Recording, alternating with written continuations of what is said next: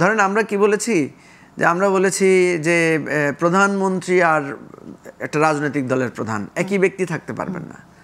যিনি দলের প্রধান উনি প্রধানমন্ত্রী, ওনাকে যে কোনো একটা পদ চুজ করতে, কিন্তু বিএনপি সেটা মানেনি, বিএনপি সেটা মানে না। কিন্তু পিপল কি মনে করে আপনি খোঁজ নিয়ে দেখেন মানুষের কাছে। বিএনপি বলছে যে এটা অন্যান্য দেশে নাই, কোথায় আছে?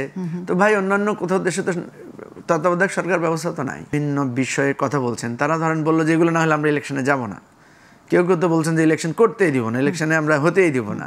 জরিপগুলো কিন্তু বলছে যে মানুষ কিন্তু যেমনিভাবে আওয়ামী লীগের উপরে, জাতীয় পার্টির উপরে মানুষ অসন্তুষ্ট হয়েছে, বাট তার অব্যবহিত পরে যাদেরকে তারা দেখতো যে তারা খুব দুর্বল ছিল, তারা মার খেত, তাদের অফিস ভেঙে দেওয়া হতো, তাদেরকে মিছিলে গুলি করা হতো, ভাঙচুর করা হতো, যখন মানুষ এদের প্রতি সিম্পেথাইজ ছিল, এখন যখন দেখছে না এরাও তো কম না, এরা তো মাঝে মাঝে নিজেরা মারামারি করছে, এরা একে অপরকে খুব শক্ত করে কথা বলছে এবং এদের এখন হিউজ শক্তি, প্রচুর জনসমাগম এদের হচ্ছে। তো মানুষ তখন ভাবে এই জনসমাগম তো ছিল, তো তোমরা তো কী করেছিলা তখন তো তোমাদের এই সাহস, এত একজনকে একজনে করতে দিব না, খাইতে দিব না, পড়তে দিব না, দেখাই দিব, এই ধরনের কথা তো তোমরা এখন বলতো, আগে বলো। পিপল কিন্তু এখনো মনে হচ্ছে যেখানে যাই সবাই জিজ্ঞেস করে ভাই আসলে হবে ইলেকশন হবে কি না। আমরা আসলে যে আলোচনাটাতে ছিলাম আজকে আমাদের অনুষ্ঠানের বিষয়বস্তু কার কিবলা কোন দিকে, কারণ নানা কিবলা নিয়ে এখন কথা হচ্ছে।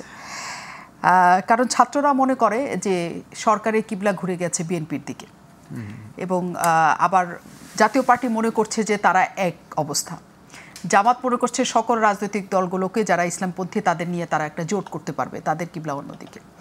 আপনার কি মনে হয় যে আসলে সরকারের তো কোনো দিকে কিবলা থাকার কথা ছিল না, এই যে একটা নতুন করে বারবার সরকারের নানা ধরনের দলের প্রতি যে আমরা একটা অভিযোগের জায়গা দেখছি যে এক এক দলকে এক এক সময় তারা প্রশ্রয় দিচ্ছে, আসলে কি তাই নাকি এটা আসলে এক ধরনের রাজনৈতিক আলাপ আর কিছু না? ধন্যবাদ নাজরিন মুন্নি, আমি সরি একটু দেরি হওয়ার জন্য। ব্যারিস্টার পাটোয়ারি আসছেন যদিও টাইমলি।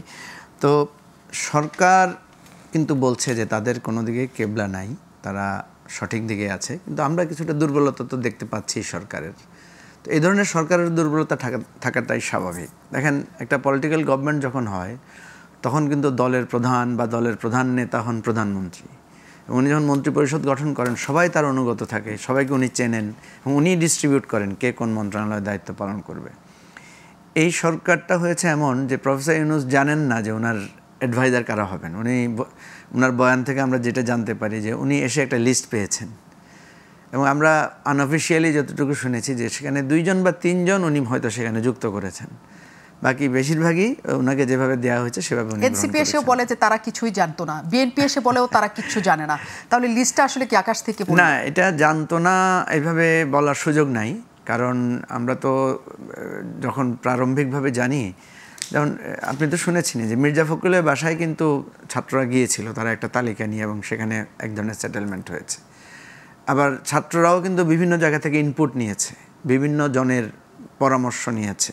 সুতরাং এই জন্যই বলছি আপনাকে, এই সরকারটা ওইভাবে কেউ ক্লেম করছে না যে আমরাই এটা করেছি বা এটা, কিন্তু একটা রাজনৈতিক দল যদি হতো তাহলে তো এখানে আর কোনো ক্লেম করার প্রশ্ন থাকতো না, এবং সরকারটাও বা ডিস্ট্রিবিউশন অফ দি অ্যাসাইনমেন্ট বা যেটা থাকতো সেটাও কিন্তু প্রপারলি কাজ করতো। ফলে এই সরকারের একটা জন্মগত ত্রুটি বা একটা জন্মগত উইকনেস আছে।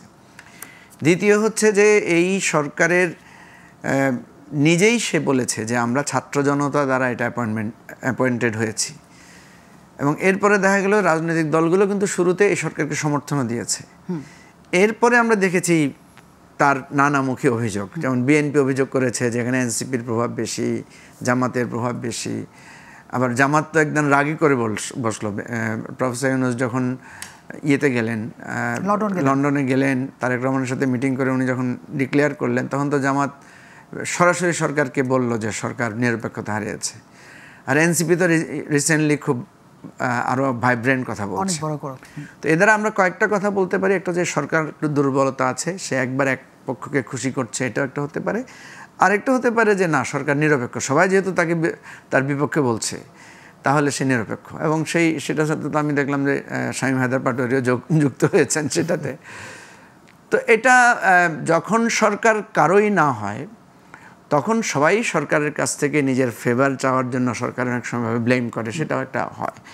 এখন কথা হচ্ছে যে আমরা অ্যাপারেন্টলি দেখতে পাচ্ছি সরকার এখন নির্বাচনের ব্যাপারে খুবই সিরিয়াস, এবং যেমনিভাবে চিফ অ্যাডভাইজার বলেছেন তেমনিভাবে অন্যান্য অ্যাডভাইজাররা বলছেন, ইলেকশন কমিশনার বলছেন যে ইলেকশন হবে এবং আমরা এখন ইলেকশনমুখী।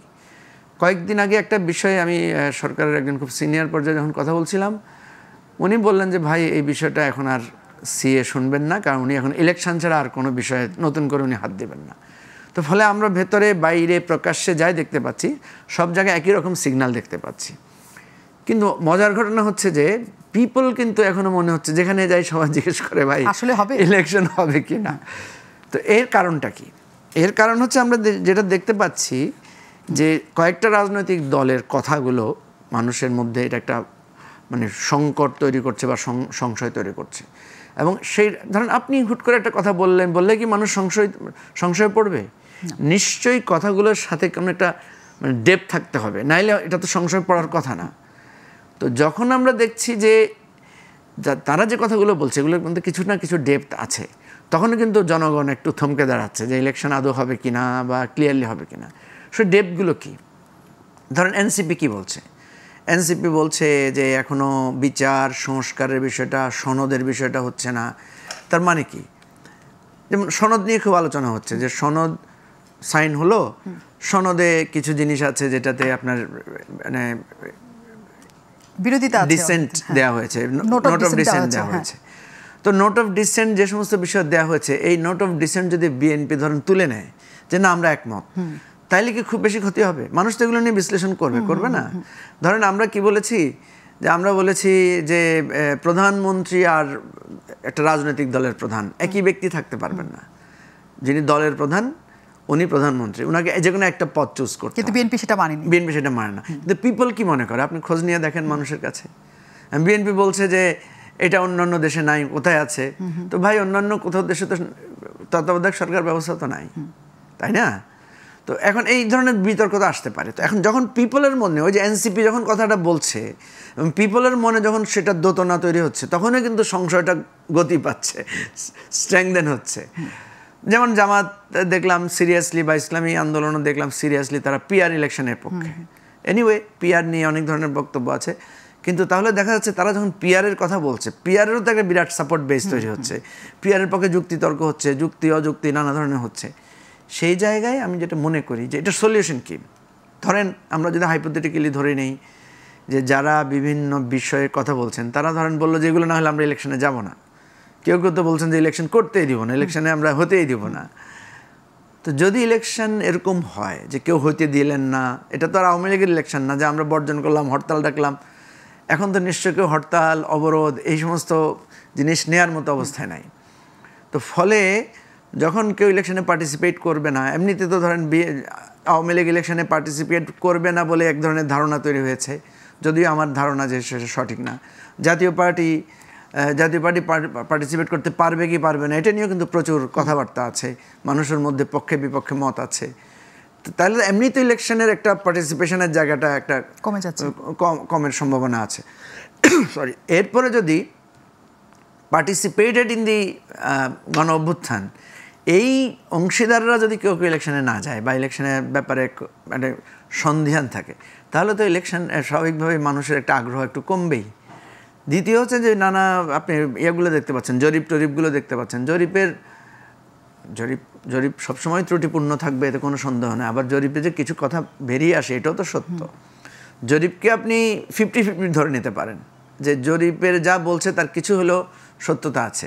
জরিপগুলো কিন্তু বলছে যে মানুষ কিন্তু যেমনিভাবে আওয়ামী লীগের উপরে, জাতীয় পার্টির উপরে মানুষ অসন্তুষ্ট হয়েছে, বাট তার অব্যবহিত পরে যাদেরকে তারা দেখতো যে তারা খুব দুর্বল ছিল, তারা মার খেত, তাদের অফিস ভেঙে দেওয়া হতো, তাদেরকে মিছিলে গুলি করা হতো, ভাঙচুর করা হতো, যখন মানুষ এদের প্রতি সিম্পেথাইজ ছিল, এখন যখন দেখছে না এরাও তো কম না, এরা তো মাঝে মাঝে নিজেরা মারামারি করছে, এরা একে অপরকে খুব শক্ত করে কথা বলছে এবং এদের এখন হিউজ শক্তি, প্রচুর জনসমাগম এদের হচ্ছে। তো মানুষ তখন ভাবে এই জনসমাগম তো ছিল, তো তোমরা তো কী করেছিলা তখন তো তোমাদের এই সাহস, এত একজনকে একজনে করতে দিব না, খাইতে দিব না, পড়তে দিব না, দেখাই দিব, এই ধরনের কথা তো তোমরা এখন বলতেছো, আগে বলো নাই কেন? ফলে এদেরও একটা ক্রিটিক্যাল অ্যানালাইসিস মানুষ করছে। তো এটা কিন্তু একটা দারুণ একটা জায়গায় আমরা আসতে পারছি। এই ক্রিটিক্যাল অ্যানালাইসিসের জায়গায় মুজিবুর রহমান মঞ্জু, একটা প্রশ্ন হয়ে যাচ্ছে শেষ পর্যন্ত, বিএনপি নির্বাচনে জিতে গেছে অর্ধেকের বেশি, এরকমই ভাবা হচ্ছিল, শুধু ভোটটা হওয়া বাকি, তারপর তাদের আসনে বলা বাকি। জরিপগুলি তা বলছে না, জরিপগুলি বলছে বিএনপি হচ্ছে দিন দিন তাদের হচ্ছে জনপ্রিয়তা কমছে, যদিও অনেক প্রশ্ন আছে সেই আপনাদের মতো। কিন্তু একটা জিনিস দেখা যাচ্ছে যে এই পুরো ভোটের মাঠে আপাত দৃষ্টিতে মনে হচ্ছে বিএনপি এককভাবে এক শক্তি দাঁড়িয়ে আছে, আর সবাই অন্য একটা পক্ষে একটা শক্তি দাঁড়িয়ে আছে। বিষয়টা কি তাই নাকি? আমি বিরতির পর এই প্রশ্নের উত্তর দিতে ফিরছি। দর্শক, ফিরছি বিরতি।